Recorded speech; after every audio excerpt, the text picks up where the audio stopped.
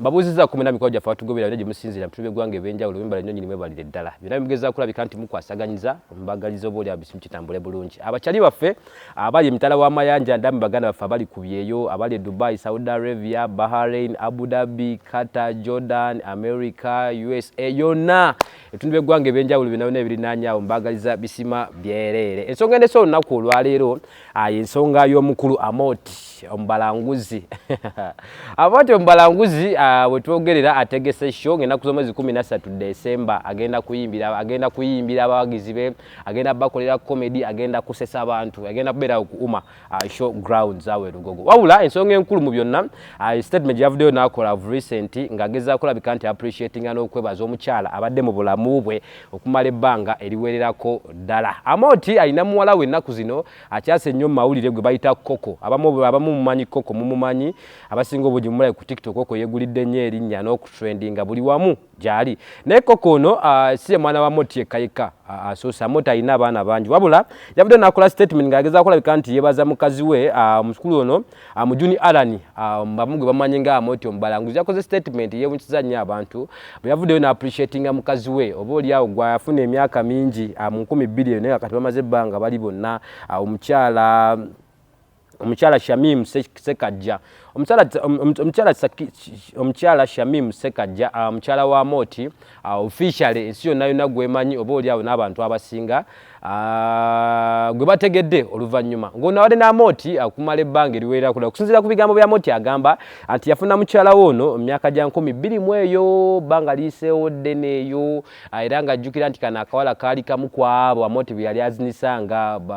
badansa babalinga mu gurupu ya Amooti ebiseera ebyo mu myaka gya 2000 kati bwe tuli mu 2024 kitegeeza nti for over a time like 24 years babadde mu bufumbo n'omukyalo ono nga bali bonna si kyangu okukikipinga n'okubeera mu bufumbo n'omuntu okumala emyaka 24 kitegeeza wabairawo obugumiikiriza obusasangika obuwulira ne byabayisa embiri bingi okusinziira ku Amooti consideration ye agamba nti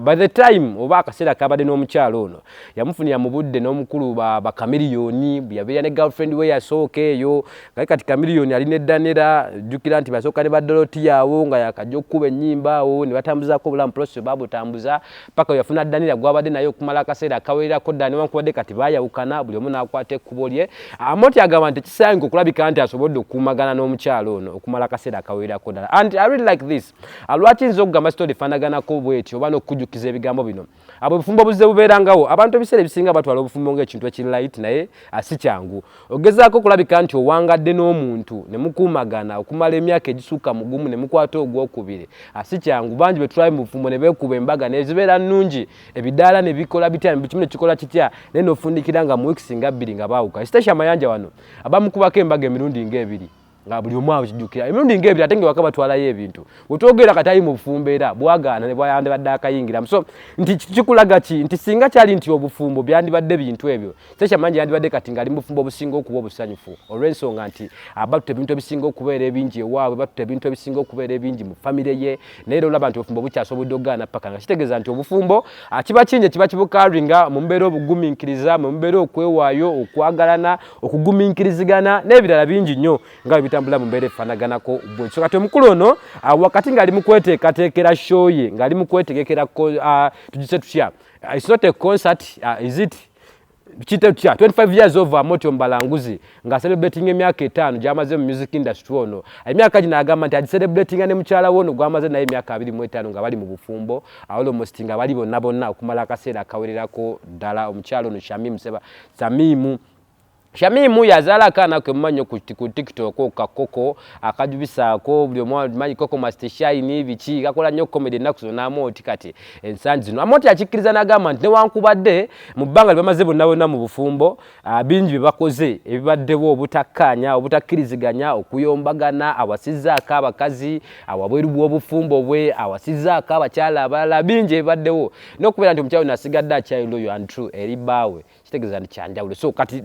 this could be as something ekyokulabirako eri abantu abalala nti you can pick a leaf from a situation efanaganako bweti. Abasajja abalala b'ensaba nabo bafaana bakopolwe awo nga Amooti Ombalanguzi, basajja nga Geoffrey Lutaya abadde ne mukyala we okumala akaseera akawerako ddala. You know, Bobby Kyagulanyi deserves to be appreciated. Bobby Wine for over time abadde nga appreciating. You know, bemangu ku bakyala benzikiriza mbepa respect abadde ne bababa mu mbeera yonna nga bazze bevolvinga oba bulungi oba bubi nga bazze babeera bonna. Bebe kulu artist ne Zuena tusobola ogamba nti oba oli awo Zuena talabye nnyo nnaku. However much wayinza obeerawo ssage endala unbearable circumstances zali zibeera mu bufumbo. Tujja bitunula later on kuyombagana biki butakanya bibaddewo byonna kwekoowa na biki ebifanaganako bityo. But ye Bebe kulu at least akasente yakayinawo ko. Ne waliwo bano abadde mu relationship nga beefuna without nothing nga talina kyalina ne beezimba, they've managed to make life together okuba ne kye beekozeewo nga. So I think they could pick a leaf from this guy Amooti Ombalanguzi kyakoze, not only kyakikoze kubanga ali mu kweterekera show, but they deserve to be appreciated mu ngeri efanaganako bwetyo. Abakyala bagumira bingi nnyo because keeping a star for 20 years, keeping a star okumala emyaka 10 ng'oli naye waka si kyangu. Abasajja bano babeera mu mbeera gye batambuliramu eya fame, babeera mu kwagalwa, basinkana abakyala bangi ababeegomba, okusomozebwa kuba kw'amannyo, amalala gaba mangi, tolina ky'omugamba, abagyewulira. So okubeera ng'obukiipinzi omusajja nga Amooti mbeera efanaganako bwetyo si kyangu. So omukyala yagamba nti ebiseera ebisinga ne babaddenga n'omusajja ono ne bebeera mbeera nga waliwo embeera etuuseewo. Of course what time wetuuka nalaba nga omusajja ali serious, nagamba oba naye ali serious oba ali mu katembe era nga bw'atera okukola. But that is it. So I salute you Amooti Ombalanguzi okujjukira. You know, bantu bali tebajjukira abantu babadde nabo kuba akaseera kawerako ddala. So Amooti Ombalanguzi tukongratulatinga, tukwagaza obufumbo obusofu ne mukyala wo Shamim gwe mwangali naye kumala akabanga akawerako ddala. So nenjagala oba oli awo n'okukusiima olwa step gy'otekinza ahead okulabika nti